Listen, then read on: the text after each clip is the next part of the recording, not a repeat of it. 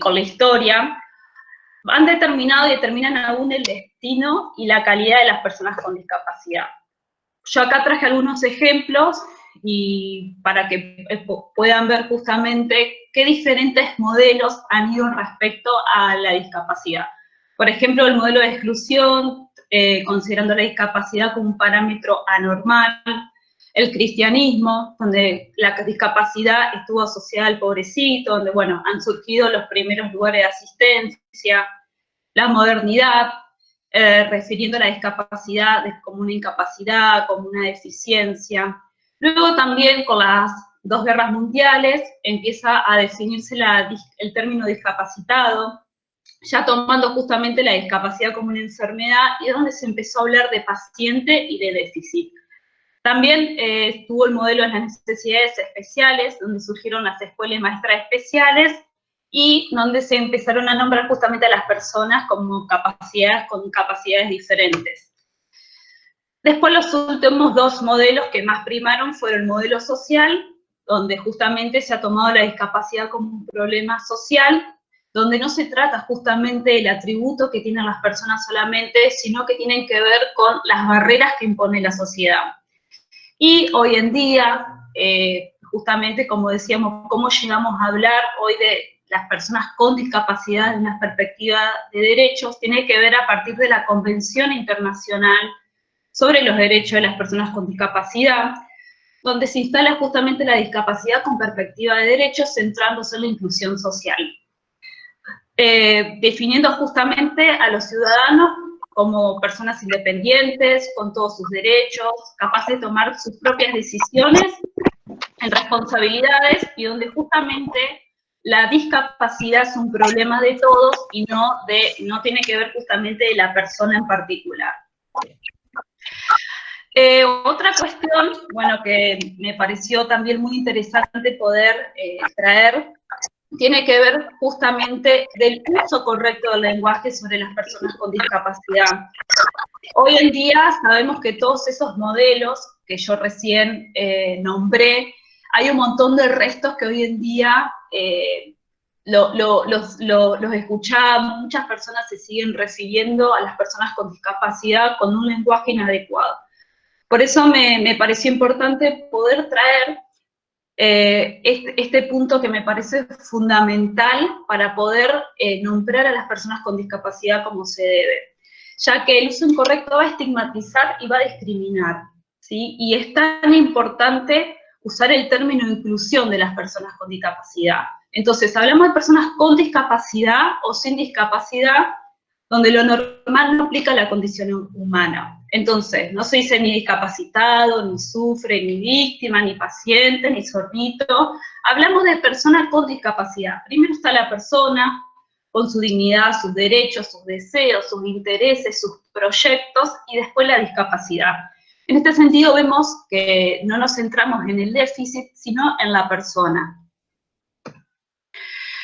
Por lo tanto, como nos habíamos referido, la discapacidad no está en la persona, sino que surge de la interacción de las personas con discapacidad y la barrera del entorno. Eliminar estas barreras surge la diversidad, característica intrínseca de la humanidad. Esto quiere decir, simple, somos todos personas diferentes. Es decir, entonces no tiene que ver con que somos dos poblaciones diferentes en cuanto a personas con discapacidad o sin discapacidad, sino que somos toda la población diferente y diversa. Bueno, acá refiriéndonos a este concepto tan importante que es la inclusión, muchas veces hablamos de integración, pero el uso de esa palabra muchas veces no está bien aplicada. Acá vemos, bueno, muy claro en estas imágenes que hablamos de exclusión y segregación, bueno, que obviamente que hoy en día esto pasa, que tiene que ver con, por ejemplo, dejar muchas personas con discapacidad por fuera de muchos derechos. Y cuando hablamos de integración hay que tener mucho cuidado también, porque pareciera que hablamos, bueno, vamos a integrar a las personas con discapacidad, pero en realidad las estamos dejando desde un punto afuera también. El uso correcto es la inclusión.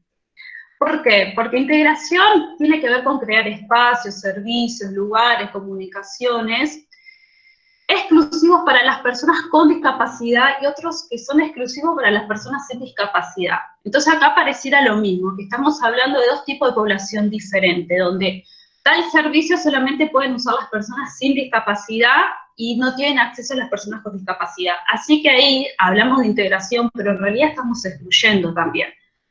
Y refiriéndonos al uso adecuado, que es hablar de la inclusión de las personas con discapacidad, es justamente pensar los servicios, las comunicaciones, los espacios, etcétera, para todos, ¿sí? Que todos podamos usar ese mismo espacio, esa misma información, ese mismo lugar, servicio, lo que fuera, pero que sea utilizado por todos, ¿sí? En igualdad de condiciones. En cuanto al marco jurídico legal, bueno, hay varias leyes que tratan justamente sobre las personas con discapacidad, pero bueno, yo traje a colación estas que son las más importantes y las que más son utilizadas. Está la ley 26378, que es la Convención sobre los Derechos de las Personas con Discapacidad, donde Argentina forma parte, donde el objetivo es que todas las personas con discapacidad tengan los mismos derechos y oportunidades que todos. ¿Sí? Y además, en ese punto contamos con una herramienta jurídica a la hora de hacer valer esos derechos. Por ejemplo, acá en Argentina está la Agencia Nacional de Discapacidad, que es la encargada de accionar con políticas públicas para promover y garantizar los derechos de las personas con discapacidad. Acá en Entre Ríos también está el IPRODI, que es el Instituto Provincial de Discapacidad.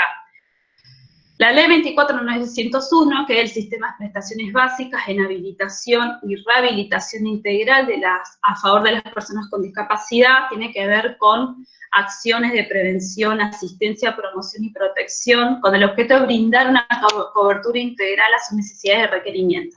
Bueno, esto tiene que ver un poco en relación al ejercicio de mi profesión, que por ejemplo en la institución donde yo estoy trabajando, que es Fundación La Casita, salió un decreto donde nosotros podemos garantizar los servicios de forma virtual. Obviamente, a partir de lo que fue aislamiento, a no poder concurrir más de forma presencial, nosotros garantizamos los servicios ahora de forma virtual. Después está la ley 22.431, que es el Sistema de Protección de los Discapacitados, que también tiene que ver con garantizar atención médica, educación y seguridad social. Y otro punto muy importante, que es otra ley, que tiene que ver con la 25.504, que es el CUD, que es el Certificado Único de Discapacidad. Es una herramienta fundamental que las personas con discapacidad tienen derecho a acceder, ¿sí? Porque a partir del CUD las personas con discapacidad pueden acceder a un montón de beneficios y prestaciones. Es un derecho y es un documento materializado. Obviamente que no cualquier persona puede gestionar un certificado, el certificado, ya que uno primero tiene que sacar un turno y después tenés un montón de requisitos que llevar, certificados médicos, informes, etc. El mismo se saca a través de juntas evaluadoras. Estas juntas evaluadoras está conformada por diferentes profesionales, tiene validez nacional, es gratuito y hay que renovarlo. Bueno, en relación a este contexto actual, hubo un plazo desde el 16 de febrero. ¿Por qué? Porque obviamente había muchas personas de que era marzo, abril, mayo, tenían turno para poder renovar su certificado de discapacidad, o capaz que había personas que lo iban a hacer por primera vez. Entonces, a partir del 16 de febrero, todas aquellas personas que se le iban a vencer, bueno, este certificado vencido iba a seguir teniendo vigencia, validez, y por otro lado, las personas que tenían turnos también se los iban digamos, a postergar, teniendo validez todavía el CUD que tenían. Y bueno, y ahora, los últimos días, salió la comunicación que ahora estas juntas evaluadoras, para poder sacar el certificado de discapacidad, la van a hacer de forma virtual. Esas son las últimas noticias que tenemos sobre eso. Bueno, teniendo ya un poquito el concepto de lo que llamamos discapacidad y un poco sobre el marco legal, bueno, vamos a hablar un poquito de salud mental, y también justamente para justificar y fundamentar por qué es tan importante priorizar la salud mental y fundamentalmente priorizarla en este momento. La salud mental, la Organización Mundial de la Salud va a incluir el concepto de salud mental dentro de la definición de salud de forma general, como un estado completo de bienestar físico, mental y social, y no solamente en cuanto a la ausencia de afecciones o enfermedades. Entonces está relacionada con el bienestar, la prevención de trastornos mentales, el tratamiento y rehabilitación de las personas afectadas. Bueno, esto quiere decir que cuando hablamos de salud mental, hablamos de una salud integral, ¿no?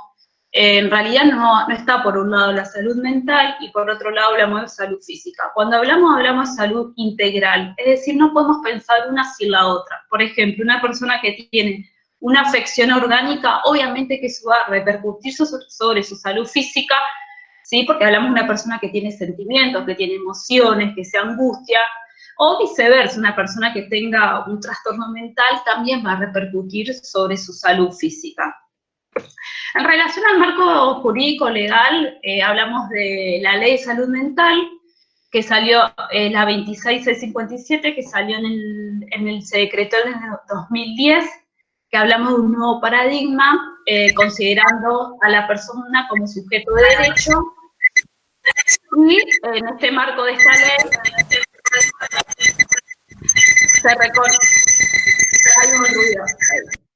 se reconoce la salud mental como un componente determinado, como un proceso determinado por componentes históricos, socioeconómicos, biológicos, psicológicos, culturales, cuya preservación y mejoramiento implica una dinámica de construcción social vinculada a la concreción de los derechos humanos, sociales y sociales de toda persona.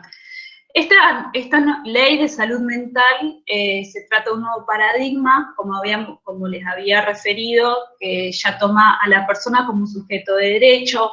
Hay un vuelco muy grande respecto a las internaciones, donde ya las internaciones no pasan a ser involuntarias, donde las decidían los jueces. Ahora hablamos de internaciones voluntarias, y cuando son involuntarias tiene que ver cuando la persona está en un estado muy grave y corre riesgo tanto la persona como su entorno, pero ya están, digamos, más respaldadas por la parte legal, o sea, ya está más supervisada. Y es donde se empieza a ver un poco este tema de las instituciones psiquiátricas, y a partir de esta nueva ley lo que se trata justamente es que las personas con padecimientos mentales puedan empezar a ser atendidas en hospitales generales, puedan recuperarse ahí y poder incluirse nuevamente en la comunidad. No como antes, que por ahí la persona era considerada como un peligro y ya se las encerraba en una institución psiquiátrica. También justamente con esta nueva ley de salud mental,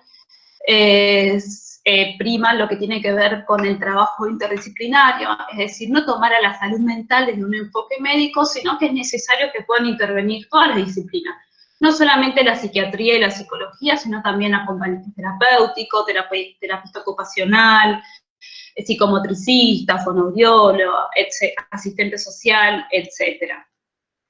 Y en relación a este contexto actual, el Comité de Organización de Emergencia de Salud reconoce la salud mental como una dimensión fundamental en las estrategias sanitarias en esta pandemia. Bueno, para ahora detenernos más específicamente sobre la discapacidad y el COVID, sabemos que como habíamos dicho anteriormente, toda la población está atravesada por esta pandemia y a toda la población le va a impactar emocionalmente, psicológicamente, todo lo que estamos atravesando. Pero lo que considera la Organización Mundial de la Salud y la Organización Panamericana de la Salud, hay ciertos grupos de la población que son más vulnerables, y entre ellas se encuentran las personas con discapacidad. Primero que todo, sabemos de que cualquier persona que tiene, por ejemplo, enfermedades preexistentes, por ejemplo, asma, diabetes o alguna afección respiratoria, ya se incluye dentro de las personas de riesgo. Y esto pasa también, obviamente, con las personas con discapacidad. Una persona con discapacidad, no sé, visual, y no tiene problemas, digamos, no tiene problema de movilidad ni nada, pero esa persona con discapacidad visual es asmática, obviamente que va a ser una persona de riesgo y se va a tratar de que no salga, digamos, afuera, que es donde se encuentra el riesgo a contraer el virus, a infectarse. Pero hay otros factores que van a determinar de que las personas con discapacidad se encuentran más en riesgo ante esta pandemia. Yo acá traje los puntos más importantes de por qué pensar que las personas con discapacidad están en riesgo y por qué es tan importante considerar que haya ajustes razonables para poder reducir el riesgo. Bueno, los puntos que yo consideré más importantes tienen que ver con que las personas con discapacidad pueden presentar más obstáculos para acceder a la información de salud pública, pueden presentar más obstáculos para emplear algunas medidas básicas de higiene, como el lavado de manos. A ver, una persona que presenta una discapacidad motriz, por ahí no puede lavarse las manos adecuadamente como recomiendan los infectólogos, por las dudas, por ejemplo. O hay muchas personas que necesitan una asistencia personal para poder lavarse las manos también. Y también es importante considerar que muchas personas con discapacidad utilizan auxiliares para desenvolverse en su vida cotidiana. Por ejemplo, los bastones, las personas con discapacidad visual, sillas de ruedas, personas con discapacidad en su movilidad, que también hay que desinfectar. Bueno, y también otras discapacidades más. Entonces, en realidad, si esas personas no tienen información o no hay protocolos de cómo tienen que desinfectar esos auxiliares, por ejemplo, bueno, ahí ya nos encontramos en un problema. Después hay otras personas que tienen más dificultades para el distanciamiento social, por ejemplo, las personas que necesitan asistencia para actividades cotidianas. Bueno, hay muchas personas que si bien se tuvieron que quedar en su casa, y los asistentes personales siguieron yendo a su domicilio para asistir. Y después hay muchas personas que necesitan información del entorno para apoyarse físicamente, que por ejemplo son las personas con discapacidad visual, y después un problema, que ya en realidad es un problema preexistente, que son los obstáculos para el acceso a la atención de la salud. Eso en realidad, esto tiene que ver con obstáculos, ¿sí? Y factores de riesgo en relación a infectarse del virus. A la vez, lo que podemos pensar es que si hay ajustes razonables, ¿sí? Se pueden tomar ciertas medidas como para reducir ese riesgo. Por ejemplo, que algo fundamental y algo súper importante que tiene que ver con garantizar los derechos en relación a los servicios de salud, ¿sí? Esto quiere decir con la importancia de incluir a las personas con discapacidad en la elaboración de programas de prevención y atención para disminuir el riesgo. Después, las condiciones de igualdad en el acceso a información. En relación a esto hay una ley, que es la 26.522, que está en consonancia con la Convención sobre los Derechos de las Personas con Discapacidad, donde hay una serie de requisitos para el acceso a la información de forma igualitaria. Por ejemplo, que esa información sea en un lenguaje claro, o incorporar herramientas en la accesibilidad comunicacional. También en cuanto a la programación, que haya interpretación de lengua de señas, subtitulado para personas sordas, braille, letra grande, bueno, versión fácil para personas con discapacidades intelectuales, o formatos escritos, videos, bueno, también lenguaje de señas, como había dicho, y pictogramas también, que se utiliza mucho con los niños. En relación a la salud mental, en cuanto a cómo podemos pensar de cómo interfiere, ¿sí?, este contexto actual en la salud mental de las personas con discapacidades y en su entorno. ¿Por qué digo su entorno? Porque en realidad el impacto no tiene que ver solamente en las personas con discapacidad, sino también sabemos que esa persona convive con su familia, o esa persona tiene sus terapias, o esas personas, por ejemplo, tienen asistencia personal. Entonces, su entorno también necesita ayuda como la persona con discapacidad. Eso tiene que ver con lo que después vamos a ver, cuidar al que cuida. Bueno, en relación al impacto en cuanto a la salud mental, sabemos que, bueno, debido al aislamiento social preventivo y obligatorio, bueno, todos nos tuvimos que interrumpir de forma abrupta nuestras rutinas, nuestras actividades. Pero considerando de que las personas con discapacidad son un grupo vulnerable, bueno, hay que priorizar a este grupo, ¿sí? En proteger y en resguardar su salud integral. Entonces, para muchas personas con discapacidad, haberse quedado en sus domicilios implicó, por ejemplo, cortar sus tratamientos de rehabilitación, sus terapias, no concurrir más a la escuela, no concurrir más a las instituciones, no concurrir más a un taller, no concurrir más a una actividad deportiva, ¿sí? Y muchas de esas actividades o se suspendieron o muchas de esas actividades, bueno, se tuvieron que seguir desde la virtualidad. Y también otra cuestión a considerar, que además de este corte abrupto de las rutinas, siendo que las rutinas estructuran, que las rutinas organizan, que las rutinas tranquilizan, bueno, ya el estado de aislamiento en sí ya genera efectos.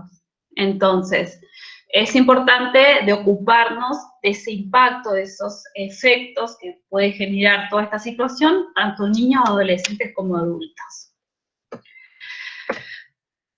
Y en relación al impacto en cuanto a la salud mental de las personas con discapacidad, a ver, nosotros podemos pensar que sí, a ver, impacto psicológico va a haber en general todas las personas, bueno, nosotros igualmente estamos hablando más específicamente de las personas con discapacidad.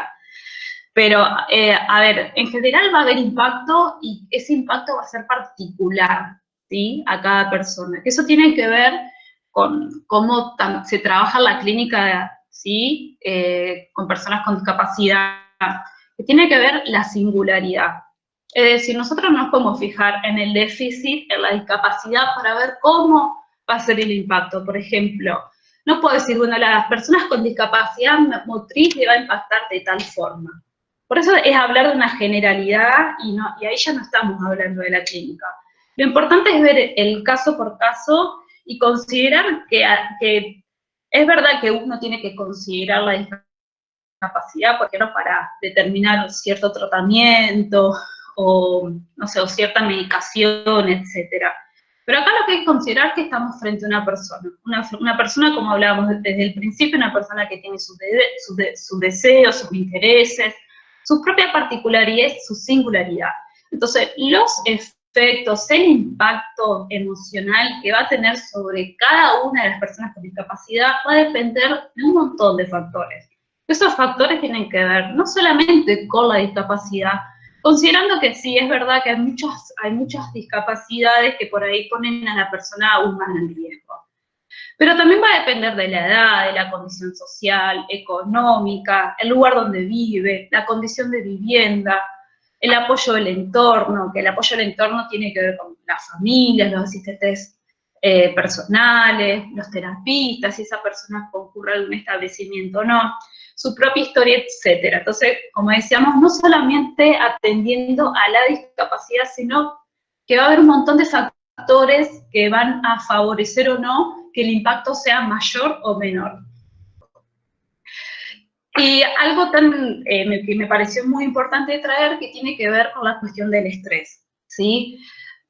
Como decíamos, tiene que ver con una situación inédita y esta, digamos, interrupción abrupta de nuestras actividades, donde muchas de nuestras actividades de la vida diaria que transcurría afuera, bueno, ahora transcurre todo dentro de casa y todos juntos, si por ahí, por ejemplo, es una familia numerosa.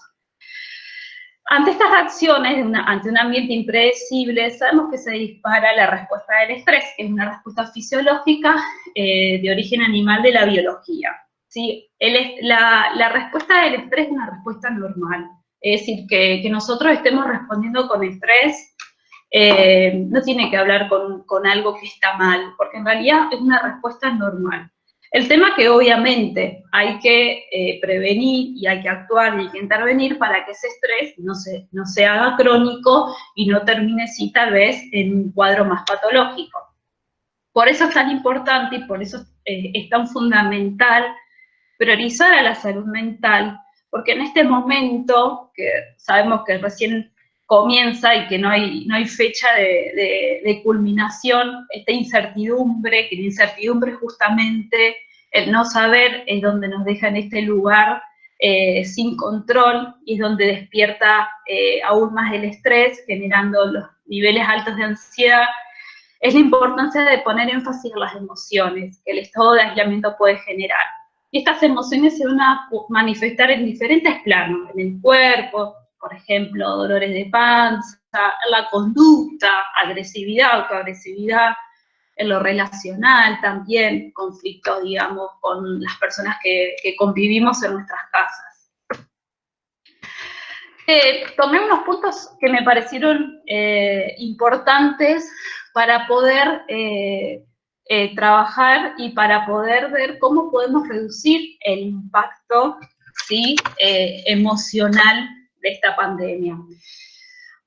Bueno, insisto con esto de recibir y facilitar la información en diversidad de formatos, visual, pictograma, lenguaje de señas, porque sabemos que no recibir información y no saber nada sobre lo que pasa también genera mucha angustia. Regular la misma, obviamente. La idea es dar no mensajes falsos, pero sí hablar sobre lo que está pasando, porque la ausencia genera mucha angustia. Garantizar los servicios de salud mental, que tiene que ver no solamente atender las necesidades colectivas, sino la singularidad de cada persona, ¿sí? Por ejemplo, una persona que necesita ayuda tiene que ver justamente con que capaz que llama a otra persona, no sé, por ejemplo, al municipio, y esa persona va a tener otras necesidades. Algo, pero fundamental, es poder continuar con los vínculos, no perder los contactos, aunque sea de forma virtual o telefónica, siendo que el aislamiento es solo físico. Muchas personas por ahí no tienen internet, pero bueno, podemos hacer una llamada telefónica o el contacto que podamos llegar a tener. La rutina, bueno, esto tiene que ver mucho con los niños, el tema de la rutina, que tiene que ver con objetivos cortos, es decir, no armar rutinas que sabemos que no vamos a lograr o que no las vamos a llevar a cabo, y generando espacios de ocio y actividad física. Por ahí el tema de la actividad física es algo que escuchamos todo el tiempo, pero la actividad física es muy importante, el sueño también, pero respecto a la actividad física, las hormonas del estrés se metabolizan con la actividad física, y por eso también es tan importante.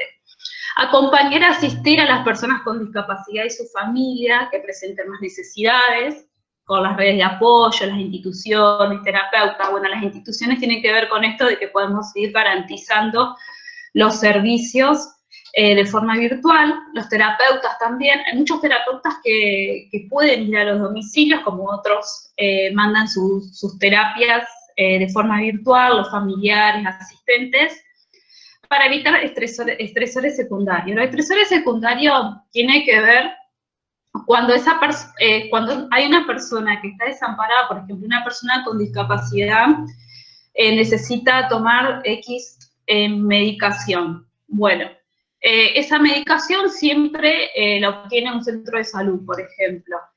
Y esa persona se está por quedar sin medicación, y el no tomar la medicación genera efectos sobre su conducta. Y obviamente que le genera malestar y desequilibrio, etc. Bueno, esa persona con discapacidad pide ayuda para que le puedan dar medicación, y no recibe esa ayuda. Entonces esa persona con discapacidad termina no tomando la medicación y teniendo efectos sobre su salud, ¿sí? Entonces, ¿qué quiere decir evitar estresores secundarios? El estresor primario es la pandemia, que es la que no podemos evitar, o no podemos controlar, por lo menos ahora, porque no tenemos vacuna, no tenemos nada. El estresor secundario tiene que ver justamente con lo que sí podemos controlar, que tiene que ver con la ayuda que hay que dar a las personas que están demandando alguna necesidad. Entonces, el no recibir ayuda, ¿sí?, hace que la persona quede desamparada y que tenga efectos sobre su salud, ¿sí? Y entonces muchas veces en situaciones de pandemia, también como esta, muchas veces las personas terminan más impactadas emocionalmente por el estresor secundario, que es por no recibir una ayuda, por ejemplo, del Estado, y no por el estresor primario, que era la pandemia, porque capaz que esa persona estaba muy bien en su casa, pero por no recibir ayuda, tomando su medicación, se desestabiliza. Entonces, por eso es tan importante que los contactos, la red de apoyo que pueda llegar a tener esa persona. Algo también importante que lo había nombrado anteriormente, que es cuidar al que cuida. Tiene que ver no solo acompañar a la persona con discapacidad, sino también a los asistentes personales, familiares, profesionales, que ellos también puedan tener apertura a un diálogo, ¿sí? Y algo importante y que tiene que ver con la ejemplificación y con la experiencia que yo voy a tratar un poquito más adelante, que tiene que ver la importancia que las instituciones y los profesionales puedan seguir brindando sus tratamientos, sus servicios, aunque sea de forma virtual. Y bueno, priorizando obviamente lo que tiene que ver con la terapia psicológica. En relación, que tiene que ver obviamente con una cuestión, digamos, terapéutica y con algo que impactó favorablemente a las personas con discapacidad, tiene que ver con estas salidas que se reglamentaron, que sabemos que no son obligatorias, sabemos que no son, digamos, que solamente se tienen que dar en aquellas personas que realmente estén en una situación de crisis, por ejemplo, algunas conductas que han vuelto. Hay muchos síntomas que por ahí ya parecían que no iban a volver, por ejemplo, una persona que se puede llegar a autoagredir. Bueno, por ahí muchas veces la situación de aislamiento a muchos niños hizo que se vuelvan a autoagredir. Entonces, para poder disminuir el daño, podemos tomar a la salida como algo terapéutico, ¿sí? Para poder favorecer la salud de este niño, ¿sí?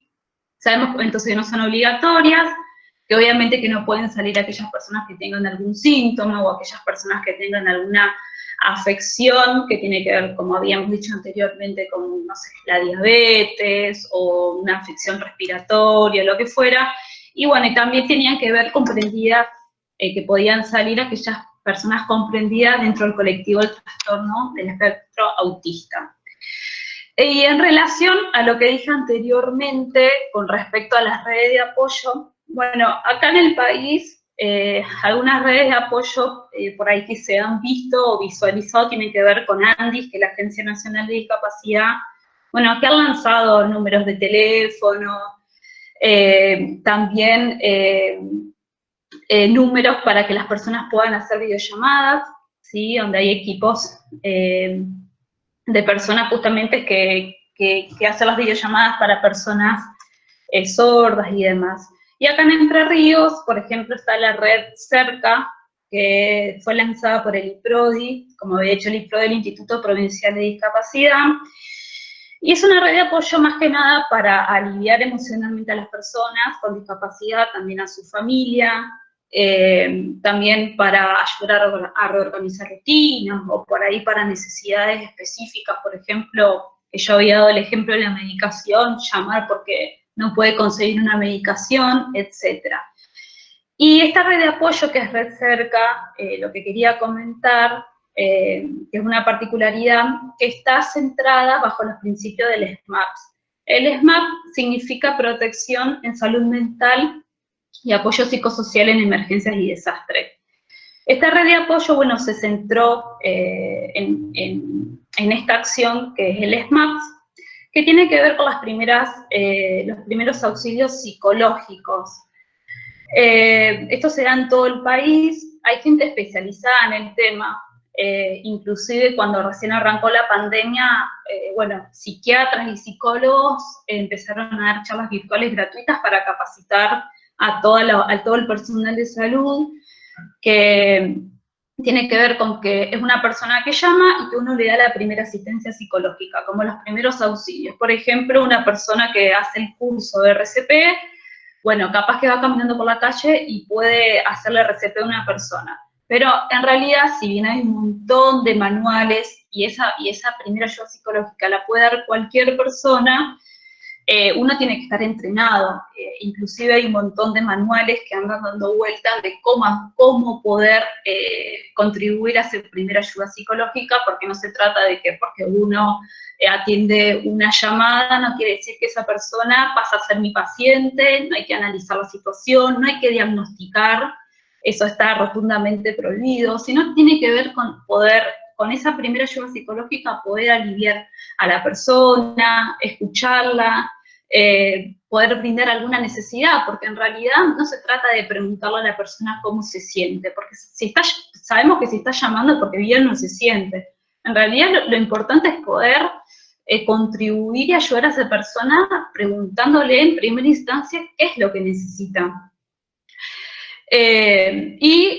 Hablamos de que cualquier síntoma, por eso hablamos de que no hay que diagnosticar, ¿sí? Tiene que ver con estas respuestas esperables ante esto inesperado, tiene que ver que no hablamos de síntomas tampoco. Por ejemplo, una persona con discapacidad que se sienta angustiada y llame para poder pedir ayuda, no tiene que ver con que esa persona ya tiene que ir a un tratamiento psicológico o que esa persona ya tenga un trastorno, ya tenga un padecimiento, no, tiene que ver con respuestas esperables ante el estrés que se está viviendo ante esta pandemia. Quería justamente nombrar esta particularidad del SMATS porque en realidad se da solamente en contextos de pandemia. Bueno, y en relación a lo esencial de que las instituciones y profesionales puedan seguir brindando sus servicios, quería contar mi experiencia personal, bueno, que obviamente que fue algo inédito para todos nosotros. Yo trabajo en una institución que asisten personas con discapacidad severa, que es Fundación La Casita. Funciona como centro de día y centro educativo terapéutico. Bueno, allí hay un grupo muy grande de profesionales, trabajamos todo de forma interdisciplinaria, donde está comprendido por kinesiólogos, fonoaudiólogas, psicomotricista, terapista ocupacional, nutricionista, asistente social, docentes de formación especial, hay asistentes personales, bueno, hay profes de educación física también, hay un profe de música. Bueno, yo ahí, mi función que tengo es, bueno, en el área de salud mental y también soy una de las coordinadoras. Otra de las coordinadoras es Nura, quien, bueno, formamos un equipo de A2 para poder organizar un poco todo lo que tiene que ver con la institución. Bueno, desde el primer momento, obviamente que la primera semana fue muy particular porque nos tuvimos que reinventar y reorganizar en esta nueva modalidad de la virtualidad.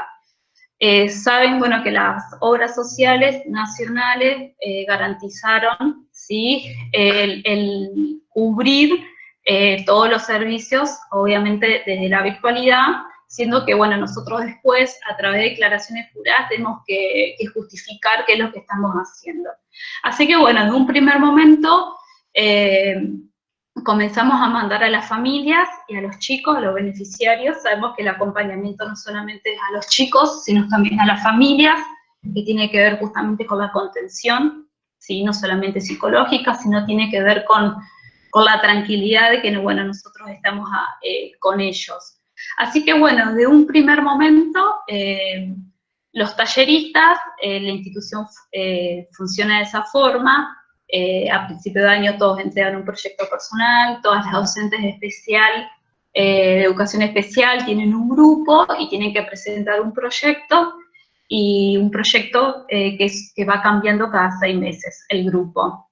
Así que, bueno, todos esos proyectos que ya se habían comenzado a realizar, se empezaron a mandar de forma virtual, a través de videos o a través de textos. También comenzamos a hacer videollamadas, también empezaron a asistir las enfermeras, porque también la institución tiene enfermeras, hay enfermeras que comenzaron a asistir por ahí a la casa de algunos beneficiarios que lo requieren, la asistente social, a hacer sus visitas domiciliarias, a ayudar a conseguir alguna receta, alguna medicación, o poder llamar a la obra social. Bueno, desde mi lugar, el acompañamiento psicológico, con algunos papás hablo por teléfono, con otros papás me mensajeo, con otros papás hago videollamada, hacemos videos saludándonos, nos mandamos audios, y bueno, y eso tiene que ver con una cuestión que no solamente tiene que ver hacerlo por hacer, sino que todas las actividades y todas las acciones que llevamos a cabo tienen que ver justamente con una finalidad terapéutica, ¿sí? Que tiene que ver con mejorar la calidad de vida bueno, en este caso de los beneficiarios que asisten a la institución. Así que bueno, yo quería contar un poco la experiencia, no sé si se hizo largo o no, por ahí hay algunas cuestiones que si quieren poder preguntarme o preguntarme más específicamente cómo estamos trabajando en la institución, o bueno, sobre alguna otra cuestión que me quieran preguntar. La idea justamente es contar un poquito, porque en realidad acerca del impacto psicológico que puedan tener las personas con discapacidad. Y bueno, a ver, el conocimiento que tenemos más desde la inmediatez, de lo que va pasando, lo que pasó en estos más de 40 días, pero después el impacto a mediano y largo plazo, y la verdad que todavía no lo vamos a ver. No lo vamos a ver ni a saber, sino que tiene que ver con que, bueno, cuando termine todo esto, seguro que se realizarán estudios, análisis y demás. Sí, obviamente que el impacto está, pero el impacto está de diferentes formas, pero justamente viendo y centrando en la singularidad de cada persona, ¿sí? Yo, por ejemplo, de mi experiencia, a todos les está impactando de diferentes formas, y no tiene que ver tampoco que porque sea una persona con discapacidad la va a estar pasando mal, porque no todos la están pasando mal, y muchas veces tal vez la están pasando sí mal las familias, y son las familias las que por ahí necesitan más acompañamiento, más que las escuchen, más una palabra tranquilizadora, porque en realidad la incertidumbre va a estar, y lo que nosotros podemos llegar a hacer a partir de nuestras intervenciones es poder, disminuir el riesgo del impacto, ¿sí? Es decir, por ejemplo, yo puedo intervenir con alguna familia, y bueno, puedo aliviar emocionalmente esa angustia de esa persona, pero bueno, a ver, el impacto va a estar, y esa emoción y ese sentimiento va a seguir estando, pero por lo menos uno reduce el riesgo de que tal vez muchas de estas respuestas inesperadas a largo plazo no pasen a ser otra cosa, y que muchas personas no sea necesario, por ejemplo, que tengan que iniciar un tratamiento. Bueno, esto es lo que por ahí mi propuesta que quise traer, y bueno, no sé si abro para que podamos hacer algunas preguntas, o si alguien quiere preguntar algo o aportar algo. Sí, ahora consulté en el chat, así que vamos a ir mirando las consultas. Como docente de primaria, es todo un desafío para mí trabajar con un alumno con discapacidad, más como vos lo planteás. ¿Cómo lo hago? ¿Qué hago? En estas semanas hemos venido trabajando, pero como que se hace muy difícil. ¿Y se le puede activar el micrófono? Así puedo escuchar un poco su experiencia, qué es lo que se le dificulta. Sí, Romina, ¿querés habilitar tu micrófono?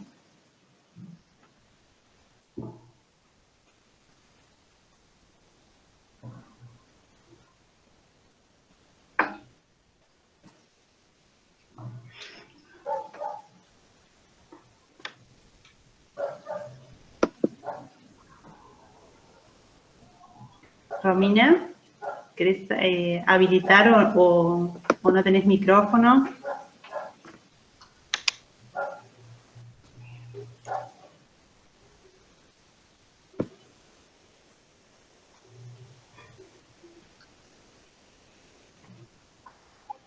No sé si me escuchan o no. Sí.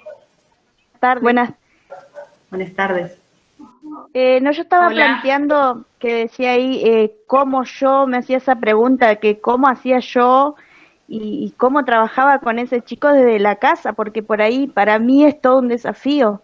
Por más que yo tenga el acompañante de la maestra orientadora y él tiene su acompañante, pero viste, como yo soy docente primaria, por ahí se me hace muy difícil también.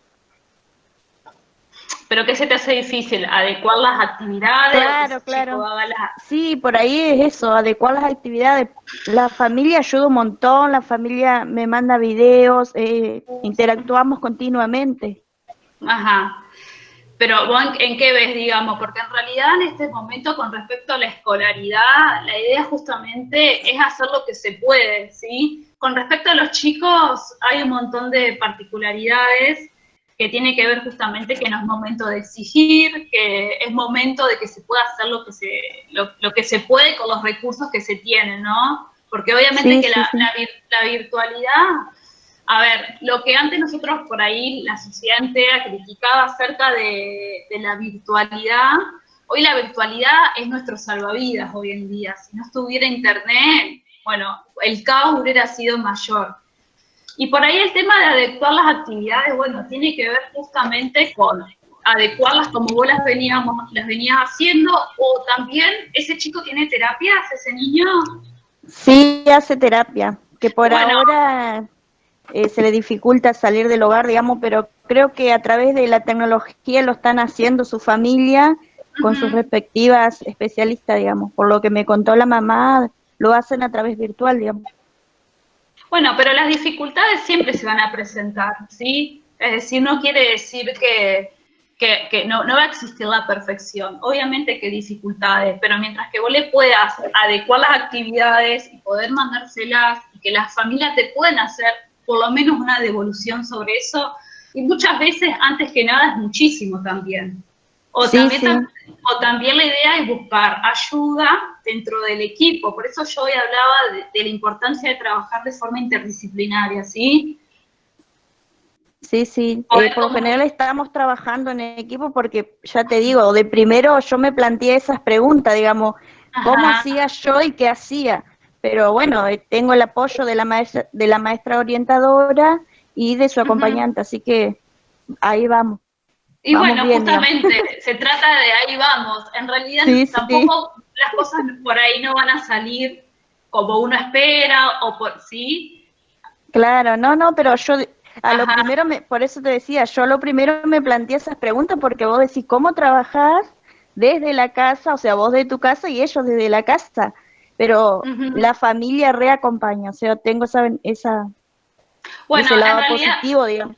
Es que en realidad justamente hay que hacer con los recursos que uno tiene, ¿sí? Y por ahí tampoco buscar la perfección. No buscar que haga todo o que haga todas las actividades. Bueno, a ver, capaz que el tema de aislamiento sabemos que desconcentra, sabemos que los chicos por ahí se alteran más, por ahí despiertan otras emociones. Entonces, es un combo que bueno, que también hay que considerar. Pero todo lo que se haga, sí, lo importante es hacer algo. Eso es lo más importante. Sí, así que bueno, no era esa mi consulta y por ahí compartirla también, que al principio me costó, pero ahora vamos. Pero vos pensás que obviamente que te va a costar si vos no tenés experiencia previa sobre eso. Claro, sí. Así que obviamente que como a todos nos cuesta rearmarnos en esta situación desde el primer comienzo. Sí. Así que bueno. Gracias. Hay otra consulta y dice, ¿quiénes pueden acceder a los servicios de la casita? ¿Adolescentes? A Fundación La Casita, bueno, como yo había dicho, asisten personas con discapacidad severa. ¿Sí? Asisten niños, adolescentes y adultos. Y para poder ingresar a la casita, bueno, hay admisiones que las hace un grupo de profesionales. Así que no es que cualquiera puede ingresar, sino tiene que ver con la discapacidad también. Perfecto. ¿Alguien más quiere realizar alguna consulta?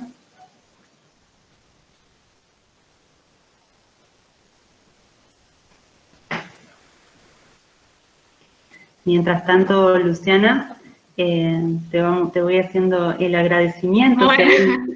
Si alguien quiere escribir alguna otra consulta, lo va haciendo desde el chat y después la leemos. Pero desde la facultad queremos agradecerte especialmente por tu tiempo, por dedicar esta charla a una temática tan importante en estos tiempos que nos toca vivir. Así que bueno, queremos agradecerte. La verdad que está buenísimo que te hayas sumado a este ciclo de charlas, en este caso bajo el eje de la salud. Agradecerle a todas las personas que asistieron, también por tomarse su tiempo, por adaptarse a esta nueva modalidad de capacitación. Así que bueno, nada, si alguien quiere realizar alguna consulta más, la vamos comentando.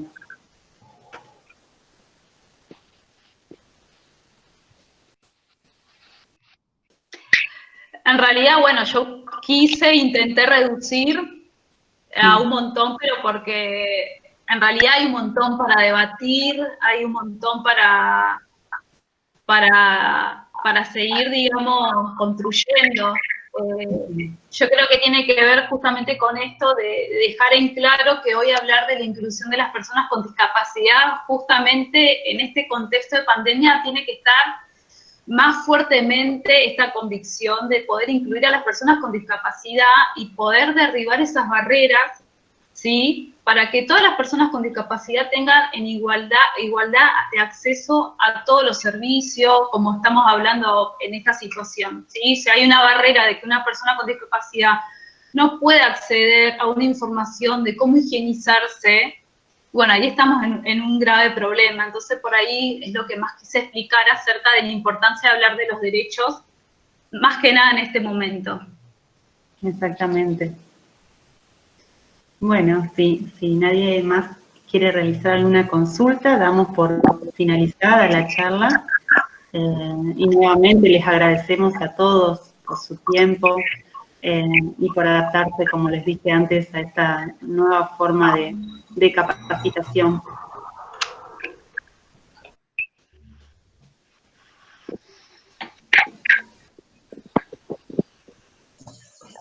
Lourdes, buenas tardes. Buenas tardes. Ahí alguien consultaba con respecto a la grabación de esta actividad. Bien. ¿Cómo pueden acceder? ¿La vi? Sí, va a estar subida a nuestra página web, así que por ahí, si van siguiendo lo que es la web y nuestras redes sociales, vamos a ir haciendo las publicaciones, ¿sí? Así que van a poder acceder al material. Bien, Bueno. Y Andrea Caballero, esto sí es por ahí para Luciana, ¿qué actividades pueden hacerse frente a la ansiedad elevada? Bueno, lo que justamente tiene que ver con intervenir, ¿sí? Cuando hablamos, porque la ansiedad obviamente que también viene del estrés, ¿sí? Y del estrés obviamente que se genera frente al aislamiento. Pero eso, ¿para quién sería? ¿Para niños, adolescentes, adultos? ¿A qué se refiere? No lo especifica, espérate que ahí voy. Bueno, sí, no lo especifica. Andrea Caballero. bueno, a ver, en general, justamente lo que más se recomienda es poder planificar las rutinas, ¿sí? Las rutinas estructuran, las rutinas organizan y son como nuestro andamio en nuestra vida cotidiana. Así que lo importante es tener horarios, lo importante es tener un horario para una responsabilidad, para una obligación, pero también tener horarios para descansar, horario para hacer una actividad física. Por ejemplo, nosotros en la fundación, si bien son personas con discapacidad severa, muchos chicos tienen parálisis cerebral, bueno, ahí hay el profe de educación física que adaptan todas las actividades, ¿sí? Para esos chicos. Entonces, en realidad, todos pueden hacer algún tipo de actividad. Tiene que ver con una buena alimentación y tiene que ver fundamentalmente con no cortar lazos, ¿sí? Que desde la virtualidad, que tiene que ver con la familia, con los amigos, con los terapistas. Por eso es tan importante y por eso siempre se pidió tanto de que las instituciones, los docentes, etcétera, puedan seguir brindando sus servicios, porque justamente para muchas personas, tanto asistir a una institución o las terapias realmente son las que garantizan su salud mental. Entonces, cortar eso es donde nos veríamos en un problema. Entonces, es tratar de todo lo que venía haciendo la persona con discapacidad, poder seguir garantizándola. Pero bueno, también es importante saber de que si bien uno puede intervenir, bueno, a ver, los sentimientos y las emociones se van a despertar ya por el aislamiento mismo. Lo importante, bueno, es buscar ayuda. Acá en el municipio hay también, sí, un teléfono desde la Secretaría de Derechos Humanos y Discapacidad, hay también ayuda.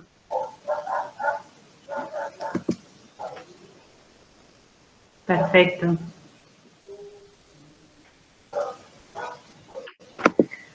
A ver si tenemos alguna otra consulta.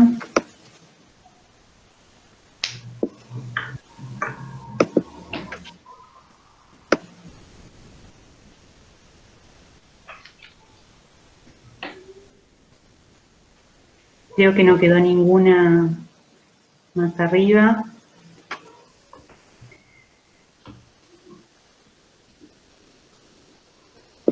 Perfecto, bueno. Bueno. Hay una última. ¿Cómo está actualmente la situación de atrasos de reintegros desde IOSPER? Bueno, ese es otro tema, porque ya es un problema, en realidad una problemática pública que tiene que ver con que todas las obras sociales nacionales garantizaron, digamos, poder brindando los servicios, la cobertura, es decir, que las instituciones van a seguir cobrando, porque en realidad las instituciones se mantienen, tanto la institución como los profesionales que allí trabajan, se mantienen con lo que pagan las obras sociales. Pero bueno, IOSPER, que es provincial, desde un primer momento, bueno, hubo un gran problema de que no quieren garantizar el pago, pero eso todavía no está definido, como que sigue, como que ya viene, es una lucha que ya se viene desde el principio, pero no tengo unas respuestas en cuanto a una certeza de que hoy en día cómo está esa situación. O sea, sabemos que hasta el día de hace poquitos días decían que no iban a garantizar, pero bueno, eso tiene que ver más con otra cuestión que no puedo dar con certeza una respuesta porque no la sé. Bien. Bueno, muy bien, muchísimas gracias, bueno, Luciana. Gracias a ustedes. ¿Sí? Bueno, damos por finalizada la charla. De nuevo les agradezco a todos por estar presentes.